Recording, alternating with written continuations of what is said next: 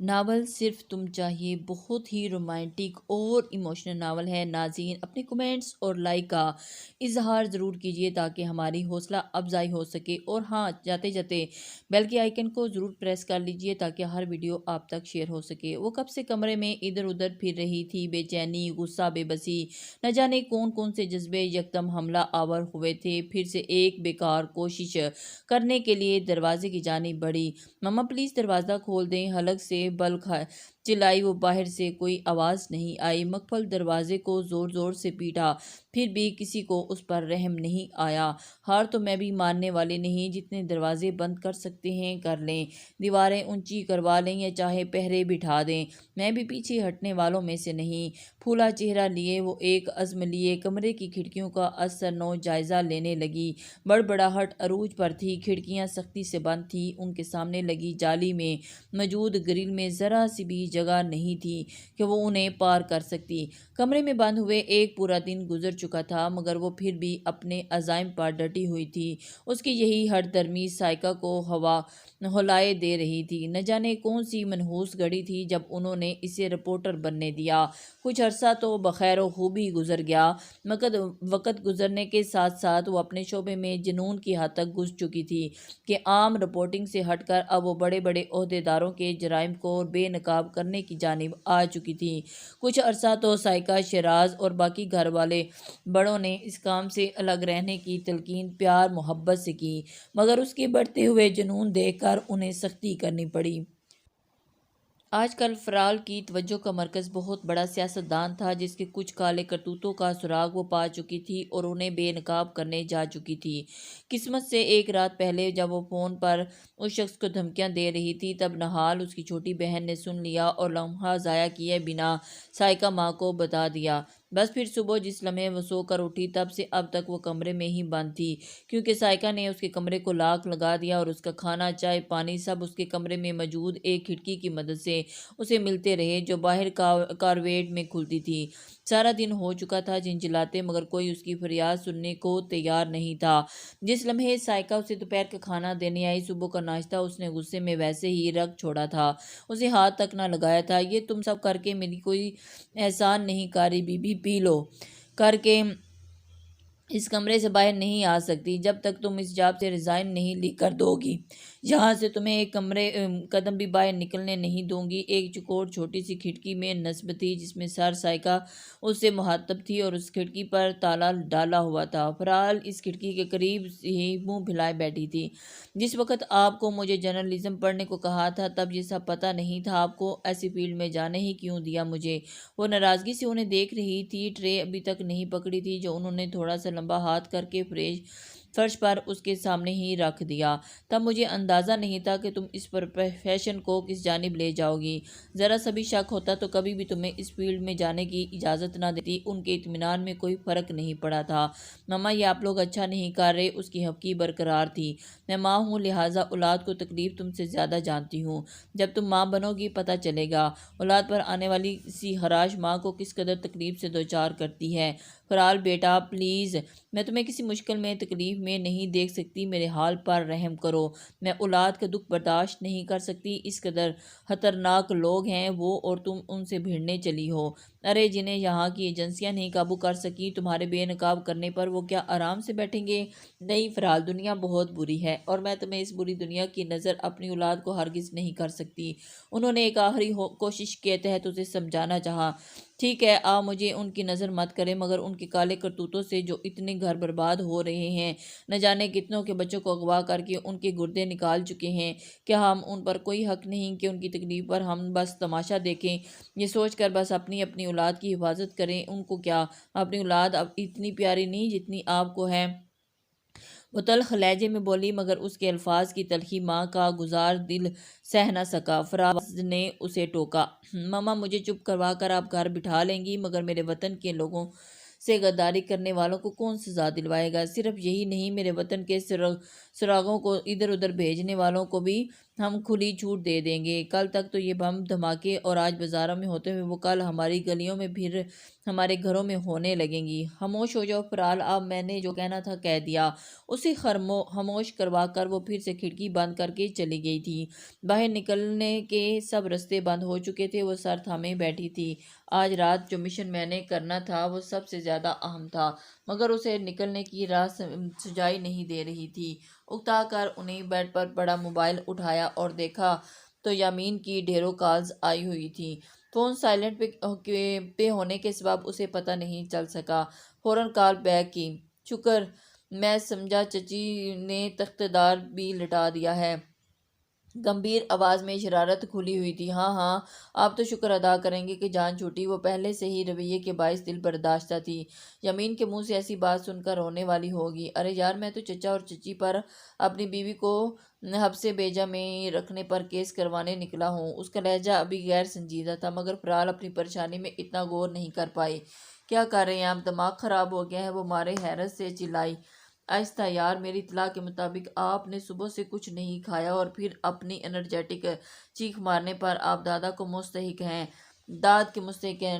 Drive کرتے ہوئے مسلسل اسے تنگ کر کے اس کی پریشانی زائل کرنے کی کوشش کر رہا تھا۔ صبح ہی نہال کا فون آ گیا تھا، اس نے ساری سچویشن اسے بتا دی تھی۔ وہ تو سن کر ہی تڑپ اٹھا کہ اس کی جان سے پیاری منکوہا کے ساتھ یہ سلوک ہو رہا ہے۔ تب سے اسے فون پہ فون کر رہا تھا، مگر اس اللہ کی بندی نے بھی شام کے سائے پڑنے پر فون چیک کیا تھا۔ فرال نہ صرف یامین کے چچا کی بیٹی تھی بلکہ اس کی منکوہا بھی تھی۔ بچپن سے ہی طوفانی قسم کا عشق تھا جو وقت کے ساتھ ساتھ پروان چڑھا۔ فرال اس کے جذبوں سے اگر بہت باخبر نہیں تھی تو اس کی پسندیدگی سے اتنی بے خبر بھی نہیں تھی۔ اس کا اپنے گھر آنا جانا، خاندان سے گیدڑ رنگی میں ہر بار ملنے پر بھی یامین کا انداز، اسے دیکھنا فرال کو ہر مرتبہ کچھ انوکھا ہونے کا احساس دلاتا، مگر وہ اپنی ازلی لیے دعائیں سبب کچھ نہیں محسوس کرنا چاہتی تھی۔ میل کزن سے وہ ویسے بھی ہمیشہ فاصلے رکھ کر ملتی تھی۔ یامین سے بھی اس کا 6 سال کا ایج ڈفرنس تھا، مگر اس کے باوجود دونوں کی پسند ناپسند بے حد ملتی جلتی تھی۔ تائی جان یامین کی والدہ کو شروع سے ہی فرال اپنی پسندیدہ اور ذمہ دار طبیعت کے باعث بے حد پسند کرتی تھی۔ عام لڑکیوں کی طرح چلبلاتی طبیعت نہیں تھی اس کی، اس لیے چند ماہ پہلے جب یامین کو محسوس ہوا کہ اب وہ ایک اور وجود کی ذمہ داری اٹھانے کے قابل ہے، تب اس نے فرال کا نام ماں کے گوش گزار کیا۔ یامین اور منتہے دو ہی بھائی بہن تھے اور منتہے اور فرال دونوں ہم عمر تھیں۔ سمین، یامین کی والدہ، نے یامین کو پسند کی فوراً قبولیت بخشی تھی۔ زکا، یامین کے والد اور منتہا کو بھی کوئی اعتراض نہ تھا۔ یامین اور فرال دونوں کا پیشہ بھی ایک جیسا تھا، دونوں ہی رپورٹرز تھے، لہٰذا سبھی باہمی مشورے کے بعد دونوں کا جلد ہی رشتہ طے نہ صرف بلکہ یامین کے اصرار پر نکاح بھی ہو گیا۔ رخصتی کے لیے دونوں نے کچھ وقت مانگا تھا۔ دونوں کزنز ہونے کے باوجود ایک دوسرے کے لیے اجنبی ہی تھے۔ اس رشتے کے حوالے سے یامین کو تو نہیں ہاں، فرال کو یامین کے مزاج سے آشنا ہونے کے لیے زیادہ وقت درکار تھا۔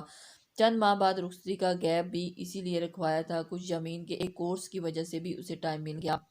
نکاح کے چند دن بعد یامین جرمنی ایک کورس کے سلسلے میں چلا گیا تھا جس کا دورانیہ 6 ماہ تھا۔ اس عرصے میں یامین نے بڑوں کی اجازت سے فرال سے ٹیلی فونک گفتگو جاری رکھنے کی اجازت مانگی، جو بآسانی مل گئی۔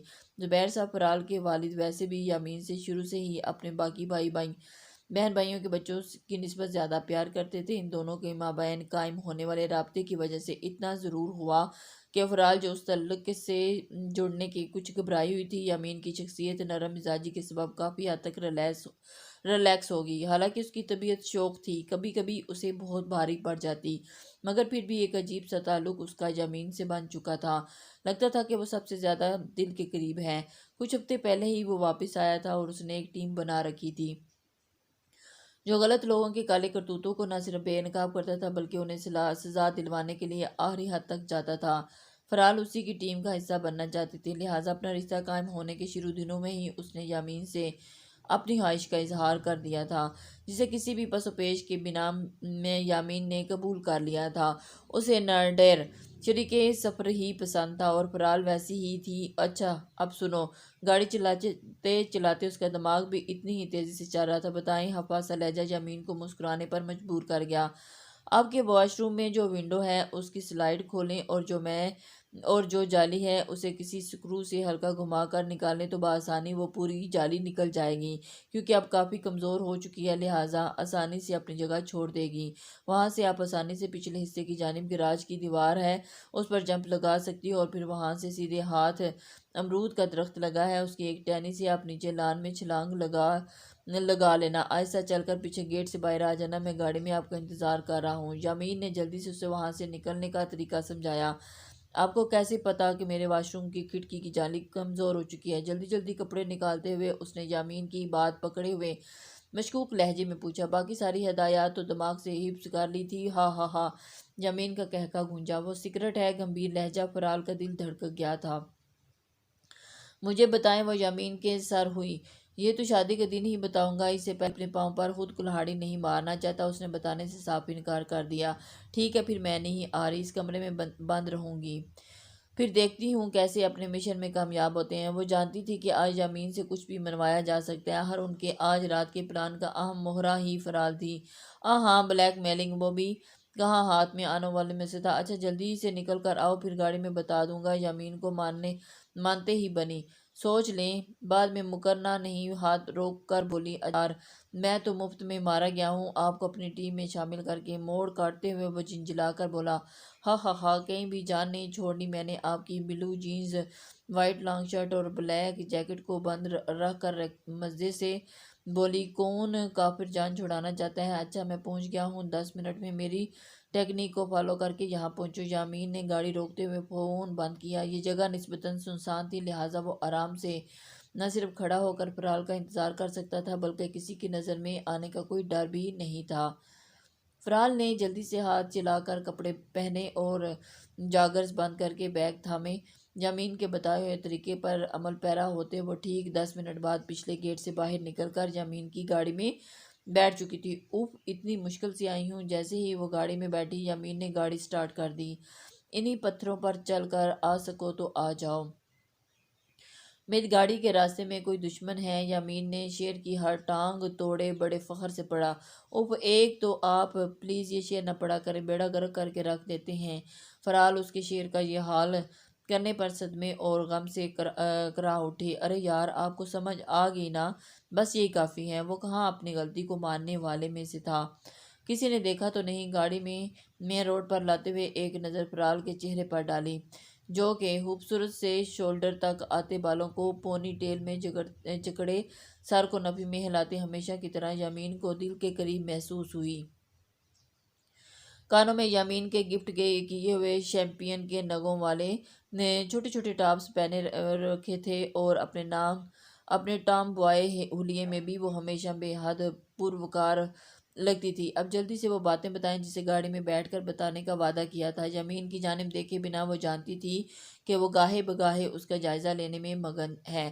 یامین کو ہیزل براؤن آنکھوں کی چمک اور اس میں موجود محبت کے ٹھاٹھے مارتے ہوئے سمندر سے وہ ہمیشہ ہائپ رہتی تھی۔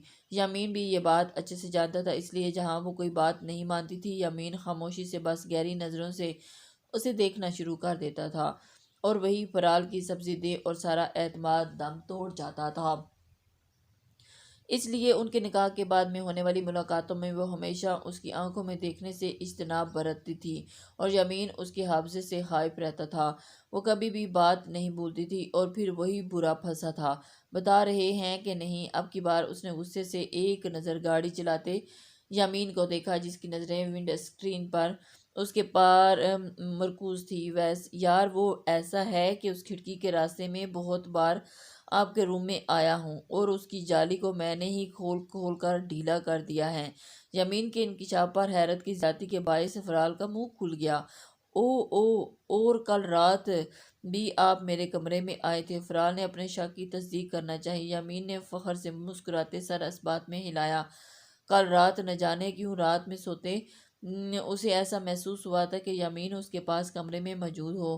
اپنے ماتھے پر اس کا لمس بھی اس لمحے پر پھر سے تازہ ہوا۔ وہ جو وہم سمجھتی تھی اسے اب یہ جان کر کل رات یامین اس کے کمرے میں آیا تھا بے اختیار چہرہ ہاتھوں میں چھپا گئی، پھر غصے سے ہاتھ چہرے سے ہٹاتے یامین کو گھورا۔ وہ کیا ہے کہ جب سے واپس آیا تھا آپ کو ڈھنگ سے دیکھا تک نہیں تھا، تو بس اسی لیے۔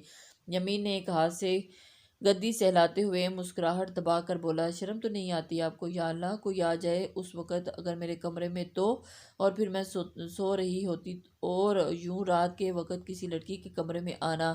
اب کتنے بڑے بے شرم انسان ہیں آپ۔ فرال کو سمجھ نہیں آ رہی تھی کہ کیا کر ڈالے۔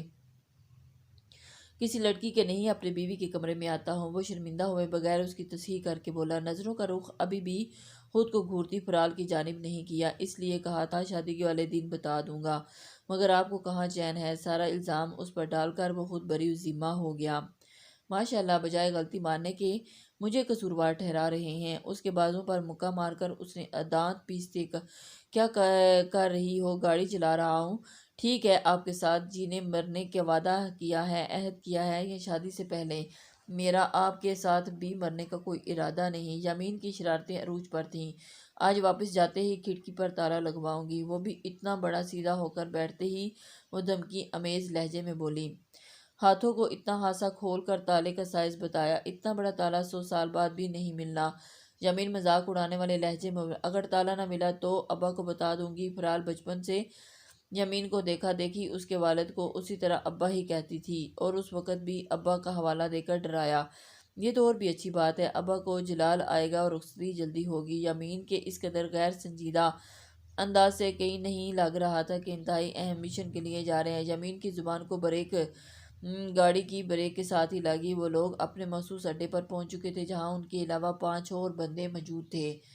سب یمین کے انتظار میں تھے تاکہ اس بریفنگ لیتے۔ گاڑی رکتے ہی وہ دونوں اپنی اپنی طرف کا دروازہ کھول کر اس سنگل سٹوری گھر کی جانب بڑھے جہاں وہ اپنے سب میٹنگز کرتے تھے۔ گاڑی سے اتر کر اندر جانے تک جو سنجیدگی یمین کے چہرے کا احاطہ کر چکی تھی، اس کو دیکھ کر کہیں ایسا نہیں لگ رہا تھا کہ یہ کچھ دیر پہلے والا شرارتی سا یمین ہے جس نے فرال کو زج کر رکھا تھا۔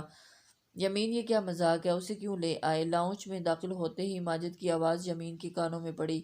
فرال کو دیکھ کر اس کا یہ ری ایکشن بنتا تھا، یہ اس وقت تمہاری بہن نہیں، میری بیوی کی حیثیت سے یہاں موجود ہے، لہٰذا کوئی کسی قسم کا سوال نہیں اٹھائے گا۔ یمین نے اسے تنبیہ کی۔ گھر میں پتہ ہے سب کو؟ ماجد نے حشمگی نظروں سے بہن کو دیکھا اور اس کی طرف۔ مجھے دیکھ کر بات کرو، یمین ماجد اور فرال کے بیچ آتے ہوئے بولا، ایسے کہ فرال اس کے پیچھے چھپ گئی۔ اور یہ سب کیا دھرا بھی تمہارا ہی ہے؟ کس نے کہا تھا کہ آج کے کام کے حوالے سے گھر میں سب ڈسکس کرو؟ یمین کی توپوں کا رخ اب ماجد کی طرف تھا۔ ہمنا، مراد اور فاتح خاموشی سے ان کو بحث کرتا دیکھ رہے تھے، اور میں نے کچھ نہیں بتایا۔ یہ اپنی پھپھونی نما آواز سے بھی کاریڈ میں کھڑی ہمنا کے ساتھ سارا پلان ڈسکس کر رہی تھی، اور جب چھوٹی نے سن لیا تو سیدھا اماں کو رپورٹ کر دیا، جو بھی ہوا ہمارے پاس وقت نہیں، یہ سب ڈسکس کریں گے بعد میں، اپنے کام کی طرف فوکس کرو اور بعد میں جو ہوگا دیکھ لوں گا میں۔ یمین نے معاملہ رفع دفع کرتے ہوئے ان سب کی توجہ اپنی جانب مبذول کروائی۔ کچھ ہی دیر کے بعد یمین، ماہد اور فاتح بیروں والے گیٹ میں اب گیٹ اپ میں تھے، اور کسی کے منہ پر داڑھی اور کسی کے منہ پر بڑی بڑی مونچھیں تھیں، جبکہ ہمنا اور فرال نے سٹائلش پارٹی ویئر ڈریسز پہن رکھے تھے اور فاتح اپنے پہلے والے حلیے میں ہی تھے۔ 2 گاڑیوں میں یہ قافلہ ملک کے مشہور نامی گرامی وزیر پاشا کے گھر کی جانب رواں دواں تھا، اور جہاں آج کی رات بہت اہم شخصیات کو دعوت دی گئی تھی۔ ان کا مقصد اس دعوت کو انجوائے کرنا نہیں بلکہ کچھ اور ہی کرنا تھا۔ چھوٹے چھوٹے ایئر فونز اور سب کے کانوں میں موجود تھے تاکہ سب ایک دوسرے سے رابطے میں رہیں۔ آج کی رات اس کیس کے لیے بے حد اہم تھی، کیونکہ وہ لوگ اس فنکشن میں کچھ ثبوت چرانے جا رہے تھے تاکہ مجرم کو بے نقاب کیے جائے۔ وہ مجرم جو بہت سے ملک دشمنوں کا ایک گروہ چلانے کا ذمہ دار تھا، نہ صرف بلکہ اگلے کچھ دنوں میں بھی پیاری دھرتی کو بہت سے نقصان پہنچانے کا ارادہ کیے ہوئے تھے، جس میں سب سے اہم نقصان ملک کے راز دوسرے ممالک میں بیچنے والا تھا۔